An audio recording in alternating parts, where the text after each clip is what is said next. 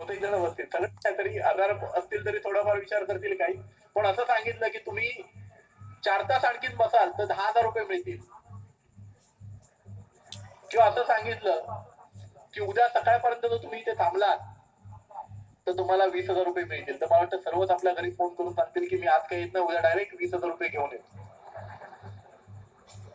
मित्रांनो विचार करा, उद्यापर्यंत राहण्याचे या ठिकाणी थांबण्याचे 20,000 मिळत असतील तर सर्व लोक जर रेडी असतील तर इथे उद्यापर्यंत थांबण्याचे 20,000 साठी तुम्ही रेडी आहात. मी तर म्हणतो तुम्ही जर इथे थांबलात तर 20,000 नव्हे 20 लाख नव्हे करोडो रुपये तुम्हाला इथे मिळू शकतात. ज्या व्यक्ती इथे थांबल्या त्यांना 20,000 20 लाख नव्हे तर करोड रुपये मिळालेले आहेत आणि त्या व्यक्ती इथे आहेत.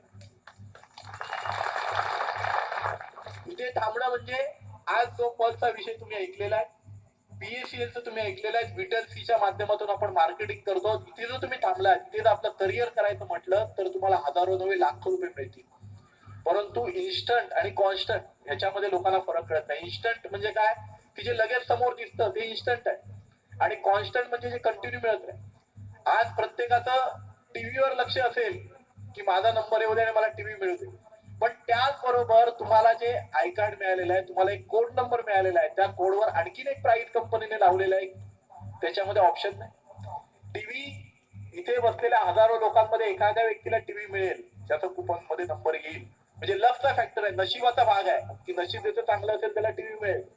परंतु टीव्हीहून मोठं प्राइस आहे, मोपेडचं प्राइस आहे 20,000 रुपयाचं प्राइस आहे की इथे बसलेल्या प्रत्येक व्यक्तीने जर 5 लाख रुपये कंप्लीट केले पहिल्या रँक वरच्या तर प्रत्येकाला 20,000 रुपये मिळू शकतील.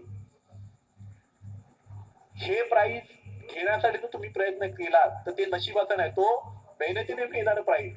इथे नशिबाचा भाग नाही की 10 जे पहिले पूर्ण करतील त्यालाच कंपनी प्राइस देणार असं नाही. प्रत्येक व्यक्तीला ओपीए टार्गेट जे पूर्ण करणाऱ्या प्रत्येक व्यक्तीला कंपनी प्राइस देणार.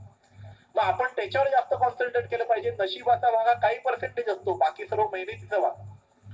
नशीब बरेच जण म्हणतात की माझ्या नशिबात नाही. नशिबात तुम्ही मेहनत केल्यानंतर येत असतं. हाताच्या रेषा, लोकांचा विश्वास असतो की हाताच्या रेषांवर की माझ्या रेषात जर धनरेषा असेल हातामध्ये तर मला धन मिळेल.